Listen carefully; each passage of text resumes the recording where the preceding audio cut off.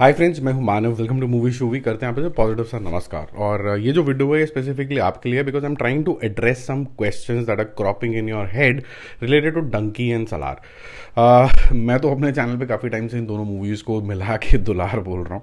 अब कोई strong reason तो नहीं था, सिर्फ एक यही रीज़न था कि चलो इंडियन मूवीज़ हैं दोनों दोनों को, चलो ठीक है क्लैश हो गया लेकिन चलो सपोर्ट करते हैं, चलो चलो चलो भी दिमाग में चल रहा था। तो फिर आज सुबह एक ख्याल आया कि Dunki is all about friendship, right?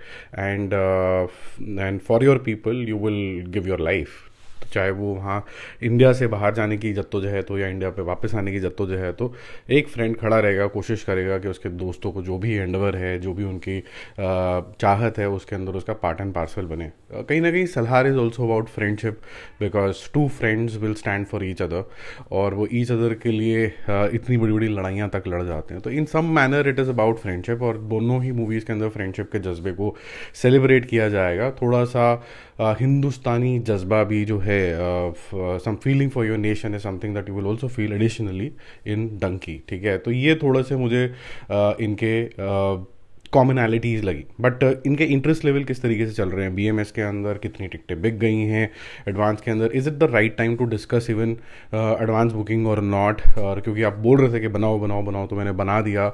और जो इंटरेस्ट लेवल है बीएमएस में वो काफ़ी हद तक कम है, मतलब 6 टाइम्स ज़्यादा है सलार का।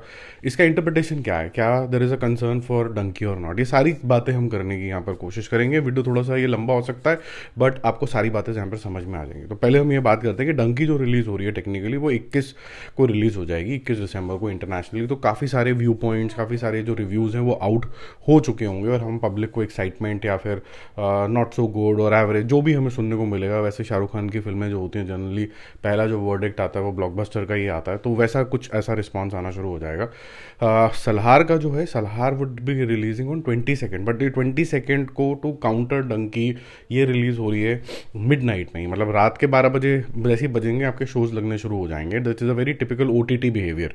ओटीटी में होता है ना कि भाई 16 तारीख को आ रही है, तो 16 तारीख के मतलब दिन में नहीं आएगी, वो रात को ही रिलीज़ हो जाती है टिपिकली। तो ये वैसा वाला बिहेवियर रहेगा। तो 12 घंटे आप ये मान के चलिए का एडवांटेज होगा डंकी में इंटरनेशनली, और डोमेस्टिकली तो फिर दोनों ऑलमोस्ट सेम ही होंगे, क्योंकि डंकी को जो शोज़ मिलेंगे वो 6 बजे 7 बजे सुबह मॉर्निंग से मिलने शुरू हो जाएंगे, और 12 बजे से सलार को मिलने शुरू हो जाएंगे।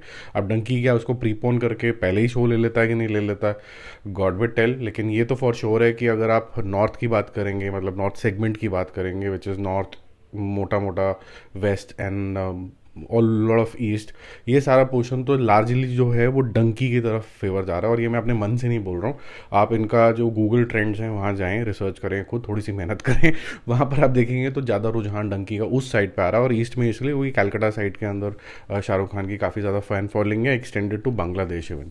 और अगर हम डाउन साउथ जाएंगे तो वहाँ पर अनपैरेलल एपी ऑनवर्ड्स जो है वो प्रभास का फैंडम चलता है। और इवन उनकी लास्ट कुछ फिल्में चली नहीं है, लेकिन लोगों को फिर भी बहुत ज़्यादा उम्मीद है कि इस बारी तो होम रन लगेगा ही लगेगा। ठीक है, तो बटेंगे शोज़ बटेंगे, और पहले लोग अपने अपने एक्टर्स की मूवी देखेंगे, बिल्कुल राइटफुल है। और ये जो वॉर है ना, ये रिस्पेक्टफुली दो फैंस के ऊपर होने चाहिए। अरे मैंने ये देख ली शाहरुख खान की मूवी आगे जाएगी, या फिर अरे मैंने ये देख ली प्रभास की मूवी जाएगी, इंस्टेड ऑफ डी मीनिंग कि भाई ये हकला है और ये गैंडा है। ये सारी जो चीज़ें बोलना, मतलब अपने ही किसी हिंदुस्तानी की बेइज्जती करना है।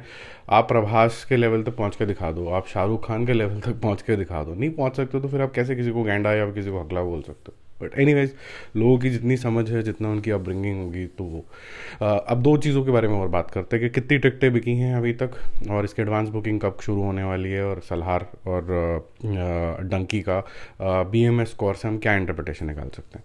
पहले तो जो बाहर बुकिंग हुई है टोटल वो $28,000 की हो चुकी है। 808 शोज लगभग हुए हैं, 2,000 टिकटें बिकी हैं डंकी के टिकट प्राइसेस भी थोड़े से कम है, मतलब बहुत सिग्निफिकेंटली कम नहीं लेकिन कम है। वहीं पर लगभग $5 लाख की टिकटें बिक चुकी हैं, 18,500 टिकटें बिक चुकी हैं सलहार की, 5 से 6,000 शोज़ ऑलरेडी उसको मिल चुके हैं। तो सलहार ने वैसे भी, क्योंकि ये सितंबर में रिलीज़ होने वाली थी, तो बहुत सारे ये जो शोज़ जिनको लग रहा है कि अचानक से बुक हो गए, ये एक्चुअली में अचानक से बुक नहीं हुए, ये बुक ही थे। इसकी रिम्बर्समेंट्स जो होनी थी उसको कॉम्पनसेट भी कई जगह पे किया गया, तो बस रिप्लेसमेंट डेट मिल गई है। और वहाँ पर भी लोगों ने सारी रिम्बर्समेंट्स नहीं हुई थी, बोला था कि रिप्लेसमेंट डेट मिल जाएगी आपको। तो ये ऐसा नहीं है कि अचानक से बम्प आ गया, कोई बात नहीं। और वैसे भी ना सलार ना डंकी का ये राइट टाइम है अभी देखने का कि किस तरीके का इंटरेस्ट लेवल जनरेट हो रहा है, क्योंकि एक हफ्ता या 10 दिन पहले आप ट्रूली बोल सकते हैं कि ये मूवी कैसा परफॉर्म करेगी। तो 14-15 ऑनवर्ड्स ये टॉपिक को सीरियसली लिया जा सकता है। उससे पहले तो चलते फिरते किसी किसी के फ़ैन ने थोड़ा ज़्यादा ये वो कर दिया, तो ये कुछ मायने खास रखता नहीं है। और इसका जो रिफ्लेक्शन है वो आप सलार वर्सेस डंकी के अंदर भी देख सकते हो। देखो सलार का जो रिलीज़ था वो स्टार्टिंग ऑफ दिस ईयर से डिले होता होता सितंबर होता होता कहीं ना कहीं आज दिसंबर पे पहुंच गया है। तो बीएमएस के पास यानी बुक माई शो के पास ऑलरेडी एक बेस था। वो बेस बढ़ता बढ़ता बढ़ता बढ़ता बढ़ता बीच में रिलीज जब होने ही वाली है जी, होने ही वाली है सितंबर में जब जवान के साथ हुआ था, ये सब ऐड होते होते 7.5 लाख के आसपास इंटरेस्ट हो गया, 7.6 लाख इंटरेस्ट हो गया। वहीं पर डंकी अगर देखें तो डंकी की एक ही डेट थी और तब तक पठान चल रही थी बात, तब तक जवान चल रही थी बात। अब डंकी के अंदर इंटरेस्ट आना शुरू हुआ है। एक तो बात ये है जिसकी वजह से अब डंकी स्टीम पकड़ेगी। अब दूसरा ये कि क्या इस नंबर को हम सीरियसली रिफ्लेक्शन में देख सकते हैं कि भाई कितना ज़्यादा नंबर आया और उससे कितना बॉक्स ऑफिस हो जाएगा। These two numbers are not relatable. This is just an interest that I want to buy a ticket and it is not an indication that I will do an advance booking. It is not that indication. अब इसको समझते हैं कि ज़रूरी नहीं कि ज़्यादा टिकटें अगर सलार बेच देता तो डंकी पीछे रह जाएगा या डंकी बहुत महान हो जाएगा। दोनों के लिए न्यूट्रल तरीके से बात कर रहा हूँ। देखो ये जो विड्थ ऑफ जो फैन बेस होती है उसको समझना ज़रूरी है।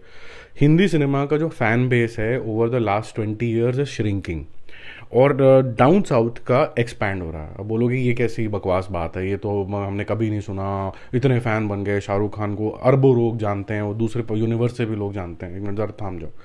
देखो अगर आप देखेंगे मैंने प्यार किया के टाइम के आसपास या फिर उससे पहले जब 70s के अंदर आते थे तो सिंगल स्क्रीन्स जो थे वो करीबन 20,000 प्लस सिंगल स्क्रीन थे। आज उनकी जो काउंट है वो 6,000 8,000 भी नहीं रह गई है इंडिया के अंदर। और स्पेसिफिकली नॉर्थ बेल्ट वाली जो हिंदी फिल्में चलाने वाले तो बहुत ही कम रह गए हैं, मल्टीप्लेक्सेस में ज़्यादा फोकस आ गया। इससे क्या हो रहा है कि लिमिटेड लोगों को आदत पड़ी है कि हम कोई भी मूवी आएगा तो हमारा नेचुरल बिहेवियर होगा कि हमें जाके थिएटर के अंदर देखना है। और उसकी वजह से मल्टीप्लेक्स बिहेवियर की वजह से मिनिमम टिकट साइज जो हो गया 250-300 रुपये के आसपास चल रहा होता है।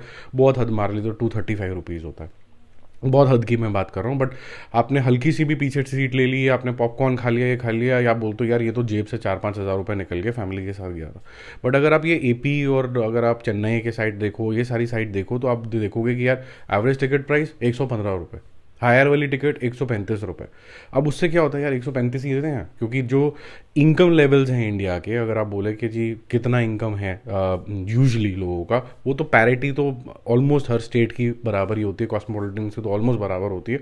तो ये भाई साहब इतना ज़्यादा कैसे, तो वो क्या होता है कि भाई 135 रुपये के चक्कर में बोलता है कि चलो हर मूवी देखते हैं चल के। तो उनका जो फ़ैन बेस है वो पहले तो इंटैक्ट रहा, उन्होंने गिरने नहीं दिया, प्लस और ज़्यादा होते लगे। वहाँ की जो एसोसिएशन है वो बहुत स्ट्रॉन्ग है, वो कंज्यूमर के बारे में भी सोचते हैं कि भाई इससे ज़्यादा टिकट प्राइस नहीं होने देंगे या इतना ही होने देंगे। कई कई जगह पे तो आजकल फाइट चल रही है वहाँ पर कि यार ये तो बढ़ने ही दे रही है पॉलिटिकल पार्टीज इसका प्राइस। कई कई जगह पे 50-50 रुपये की टिकटें मिलती हैं। और पवन कल्याण जी की जो टिकटें हैं जब उनकी मूवी रिलीज़ होती है तो उनकी एक अलग जद्दोजहद चल रही है कि यार मेरी मूवी के टिकट के प्राइसेस तुमने 80 रुपये रखे हैं, 80 रुपये में क्या लागत आएगी, क्या एग्जीबिटर्स बचाएंगे, क्या डिस्ट्रीब्यूटर कमाएंगे, वो एक अलग फाइट है। तो वहाँ पर बिल्कुल ही नीचे है। तो इसका मतलब क्या है कि जहाँ पर यहाँ पर 100 जने जा रहे होंगे हिंदी मूवी देखने के लिए, वहाँ पर 1,000 जना जा रहा है देखने के लिए। इसलिए बटन प्रेस करने वाले लोग भी बहुत ज़्यादा हैं। तो बटन प्रेस करने वाले लोग हो गए, वो जाके हाँ हमें भी सलार देखनी है, हमें भी सलार देखनी है। डंकी वाले सोच रहे हैं कि भाई देखो भी देखते हैं कितना प्राइस पॉइंट है, अच्छा 250 रुपये की टिकट भी मिल रही है, सस्ती भी मिल रही है, ठीक है 4 जने जाने लगेंगे, 1,000 रुपये ये हो गए, खाने वाने का मिला के 1,500 रुपये का बिल, उससे ज़्यादा ही आता है टिकटों से। अरे 2,500 रुपये खर्च करने के नहीं खर्च करने। वहाँ पर देखते हैं भाई 130 रुपये 135 रुपये की टिकट है, 4 जनों ने जाना है, मतलब कितने हुए 500 रुपये हायर साइड पे हुए। और वहाँ पर जो समोसा चाय वाले के भी पैसे ज़्यादा नहीं होते हैं, वहाँ पर 15-15 रुपये की तो बाहर वो होती है आपकी पार्किंग, क्योंकि जो मल्टीप्लेक्स की पार्किंग भी आपकी 100 रुपये हो जाती है अगर 4 घंटे की पिक्चर और खाना वाना खा के आप निकल रहे हो। तो ये सारे जो फैक्टर्स होते हैं लोगों को बोलते हैं कि हमारा पॉकेट हिल गया। तो ये इतना आसान नहीं है कि वो डंकी ज़्यादा आगे रह गया या फिर सलार पीछे रह गया, ये इतना सिंपल आंसर नहीं है। इसकी रूट्स जो होती हैं वो काफ़ी ज़्यादा डीपर होती हैं। थोड़ा वीडियो ज़रूर लंबा हो गया, मैंने स्टार्टिंग में आपको बोला था कि इस सबको समझने के लिए आपको हर स्टेट का थोड़ा बिहेवियर समझना होगा, कहाँ पर ज़्यादा मल्टीप्लेक्सेस हैं, कहाँ ज़्यादा सिंगल स्क्रीन हैं, ये समझना होगा। और ये राइट टाइम है भी नहीं इस तरीके के कंपैरिजन का। अगर आपको इस तरीके के एजुकेटिव वीडियो अच्छे लग रहे हैं तो लाइक करना, शेयर करना, औरों से शेयर करना, सोशल मीडिया पर डाल देना, जिसकी जितनी एजुकेशन हो उतना अच्छा है। बाकी चैनल भी भी अगर ग्रो होगा तो अच्छी बात है कि पॉजिटिव बातें जाएँ, क्यों एक दूसरे का किचम तिल्ली और ट्रोलिंग करनी है. Trolling is a very bad word which has come with social media. It's a very big abuse to the society. मैं तो ये बोलूँगा यार, ये कोई तरीका नहीं है कि कोई भी आके किसी को गाली दे देगा.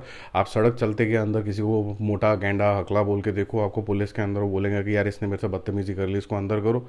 तो सोशल मीडिया अकाउंट तो ऐसे ब्लॉक नहीं होते. मतलब यू कांट जस्ट गिव गाली to anybody because you don't like that person. ये थोड़ा अजीब तरीका है सोशल मीडिया का. डेमोक्रेसी के नाम पे बदतमीजी तो नहीं हो सकती है ना यार. आप अपना व्यू पॉइंट रख सकते हो सिर्फ. बाकी जल्दी मिलते हैं और व्यूज़ और updates. Stay connected. Bye bye.